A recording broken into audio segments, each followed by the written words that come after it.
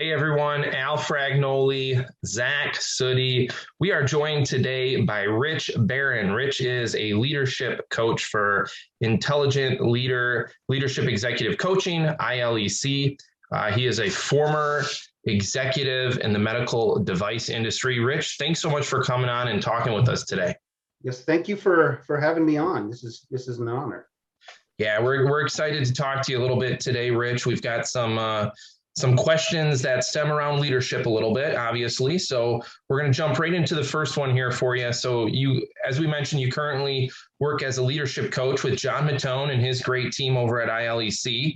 Talk to us a little bit about ILEC, what drew you to them, and what made you want to become a leadership coach. I have been into coaching for a while now, and not so much the leadership coach until ILEC, but I've been a job coach as a volunteer for about 2 years. And I have been working primarily with executive level people on the East Coast in Canada. And that was on a daily basis, every morning at 7 o'clock. And it was folks that were out of work and needed to kind of get back in to work and learn the way that the job industry, getting a job works now, because it's changed. If you haven't been out there looking for a job for a while, you're going to find out that there's a lot of changes in the way things are done, the way your resumes looked at, even the way the resumes are. So I had done that for quite a while, and then decided I wanted to get my own business going. And I did not, after 20 years of medical device, I really didn't want to go back, working for someone else again at that point, and started looking for different business opportunities. And ILEC came along, and I took a long look at that, and it made a lot of sense to me. And I really enjoy coaching. One of the things that I have seen as a coach throughout the last couple of years is when you really get down to helping people and helping people succeed and get on to that next level, it's very rewarding.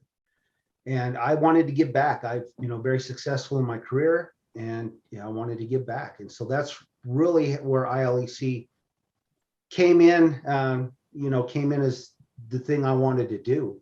Not only that, meeting John Mattone, who he's third year in a row, world's #1 executive coach, world's top motivational speaker. And just sitting down with him and getting to know him better was really the icing on the cake. He truly cares about what he does. And not only that, he's very, very selective in who he picks. You should, Al, you should know that he's, it's not a walk in the park to get into ILEC. So that was, that was one of the reasons I really wanted to focus on getting in. So, Rich, you've had 20 years as an executive, and now an executive coach. Tell us a little bit about what you've learned about leadership over the years. Yeah, I can tell you that with the company, I had complete P&L responsibility for the entire Intermountain West for the company that I work for. And throughout that time, from 2006 to 2019, we had 100% customer retention, and we actually ran at a 5.67 sigma. And that was delivering over 1 million surgical packs a year to point of use at 52 different accounts. One of the reasons we were able to do that was I firmly believe, and always have, that a leader is only as good as the people who surrounded him. And so when I would interview or talk to people, I wanted to find someone that would fit on our team. And once we did, once they fit into the team, then it was natural for them to just kind of carry on and help out. I also made it a point every single day to encourage everybody and let them know how important what we were doing was to the patient. And so everybody was on board. Everybody was on board from top to bottom, and I felt that was absolutely necessary. Rich, we're gonna you talked about John Mattone and ILEC a little bit, so we'll go back that direction there and talk a little bit about his 50 laws of leadership that he has. If you could pick one or two from those 50 laws that mean the most to you, what would they be? Which ones and why?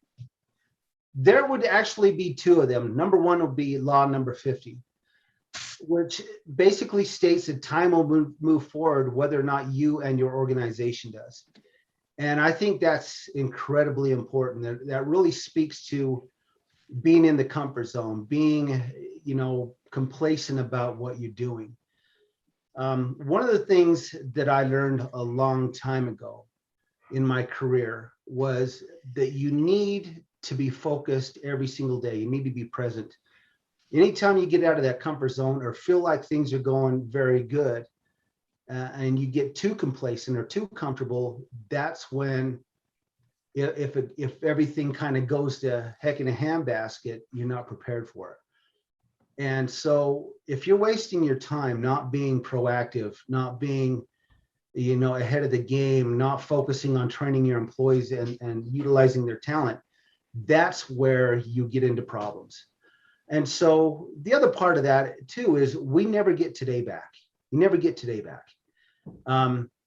We talk about wasting money or time. Money, you can always go out and make more money. Time, you can never get back. And so really you need to ask yourself, what are you going to trade today for? What about today are you going to say tomorrow I was able to make that successful? The other one is law number 4, and it's very similar. It's going forward, working on worthy achievement, altruism, and building successful and rewarding relationships with those around you. And really, if you look at worthy achievement, that really doesn't mean it's the big prize you're going for. Worthy achievement really means what have you done today to get the respect of your peers, for them to honor you, what are you going to do about worthy achievement to leave your legacy for them? Those things are incredibly important. Altruism, making sure everybody succeeds, and those rewarding relationships. Not only getting to know the people around you, but that has to deal with family and friends as well. So everything that you do, throughout the day, what is your focus today? What gets you out of bed? Why do you want to get going? So Rich, you touched on a few different things there, and I think what you talked about relates a lot to culture, and also affects employee retention in a positive way. So with culture and employee retention seeming to be a current theme when talking to leaders in all different types of industries, why do you think some companies tend to struggle with these, and what makes them so important? So culture, honestly, here's the thing. In a recent study, there was over 7,000 global leaders who were asked about culture. Out of those 7,000 global leaders, 86% said, yeah, it's important. Culture is important. Only 29% were able to say they thought what culture was, while another 19% of that, only 1,300 roughly, really could say, yeah, we've got a good culture in place. But not one of them were really able to answer and tell you exactly what culture is. That's a problem. Culture is a leadership down issue.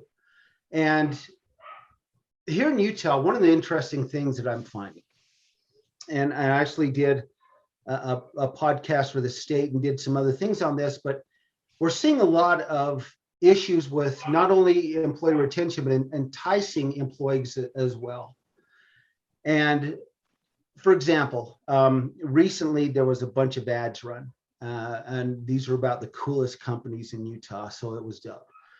And they were talking about culture and their perks. Well, their perks included free peanut butter and jelly sandwiches, leather couches in the break room, gourmet coffee bars, foosball tables, hoverboards, fire pits. Yeah, I'd like to see that company's safety records. But these are the kind of perks that they were trying to entice employees and retain employees. Really is fluff. Not one of those companies talked about leadership development. Not one of those companies talked about getting, being successful and building a successful culture. They were calling that their culture. So that really begs the question, why is there so many people not wanting to come to work, or the turnover so high. You know, the millennials and Gen Z, there is so much talent out there, and they have a real desire to not only get to work, but they want to be taught. They want to have this development where they can go forward and, you know, do the best they can. You know, right now, most organizations cite, you know, a leadership pipeline is one of their biggest human capital concerns. There simply isn't a lot coming up that have been trained. And so the problem lies with, you know, leadership not truly understanding what culture is. The problem lies with leadership not working on a culture of coaching or a culture of development. And so if that's the case, it's just going to get worse. Now here in Utah, where I'm at, we have the second lowest unemployment rate in the nation. It's 3.4%. I think Nebraska was 3.3 or something like that. They're the number one. Actually, yeah, unemployment rates. Yeah, it was close, but Nebraska's the number one. But Utah has the fastest job growth in the nation. And when you look at, if you balance this out, really there's more jobs coming into Utah and than there are employees ready to work. You know, Greater Salt Lake area is 1.9%. That means everybody's working. That's below the 2% threshold where you really struggle with. And so in order to get people to stay, you're going to need to develop some kind of leadership training or a plan that starts day one. It can't start 3 or 4 weeks down the road. It needs to start day one when they walk through that door. And they understand that this is part of our training program. We're going to train you. We're going to get you a coach. We're going to make sure that you're developed and you're ready to go forward. Because if you don't, someone else is getting it. Rich, this has all been fantastic information that you've shared with us. You know, I took away so much of what you said. One point that you mentioned earlier, you said a leader is only as good as those around him. I think that is so critically important. You got to surround yourself with some amazing people.